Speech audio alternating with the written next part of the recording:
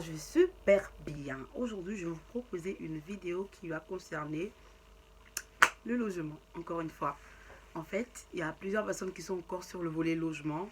J'ai vu que le volet logement revient pour la demande de visa et tout parce que faut avoir un justificatif de logement. Je me sens dans le besoin de vous faire une vidéo parce qu'elle m'a été demandée. La question m'était posée comme suit. Est-ce que tu peux nous faire une vidéo par rapport à la prise en charge du logement et du garant? Donc j'ai compris cette question en une. Il faut savoir que lors de la demande de visa, on va vous demander un justificatif d'hébergement et il vous faudra avoir un garant et tout ce qui prouve que le garant a les moyens nécessaires de garantir votre vie en France tout simplement.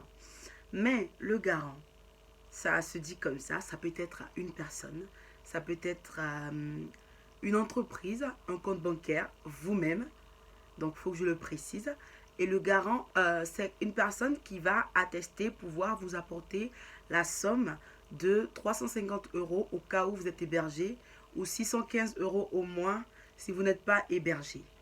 Et elle doit pouvoir vous faire une attestation de virement irrévocable. Parce que quand vous allez vouloir renouveler votre titre de séjour, on va vous le demander. Alors, la personne, elle me l'a demandé sûrement par rapport au logement. Le garant pour le logement, c'est la personne qui va attester pouvoir payer quand vous n'aurez pas les moyens de payer votre loyer. En France, quand les gens ils vous donnent leur appartement à louer, ils veulent s'assurer que vous puissiez payer le loyer à la fin du mois. Ils veulent pouvoir toucher leur argent à la fin du mois. Donc, ils se disent, vous étant étudiant, c'est pas très certain. Ils préfèrent que vous puissiez joindre une personne qui pourra garantir qu'elle peut se charger de vous. Au cas où c'est chaud chez vous, cette personne, elle peut payer votre loyer. Sans ça, le garant pour le logement. Vous pouvez avoir un même garant pour le logement que votre garant financier, tout simplement. Ou vous pouvez avoir un autre garant logement et un garant financier différent. Il faut juste que ces personnes-là aient les moyens de leur politique et que ces personnes-là puissent attester, pouvoir garantir financièrement votre vie en France. Voilà un peu ce que j'avais à vous dire. Je connais des personnes qui ont bloqué de l'argent elles-mêmes. C'était très souvent des doctorants ou des gens en thèse qui ont bloqué de l'argent elles-mêmes de leurs anciens boulots en Afrique ou dans leur pays d'origine et qui sont venus ici, qui ont été leurs propres garants parce qu'ils avaient assez d'argent sur un compte. J'ai jamais fait de grandes recherches sur le coût qu'il fallait avoir sur le compte pour venir ici et être son propre garant. Mais je vais faire les recherches et vous mettre la somme là pendant le montage. Mais ces personnes-là ont été leurs propres garants.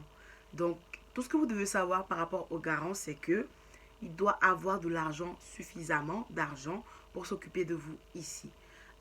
Il doit avoir suffisamment d'argent à sa banque pour que sa banque puisse lui délivrer le papier qui atteste qu'il vous apporte de l'argent chaque fin de mois.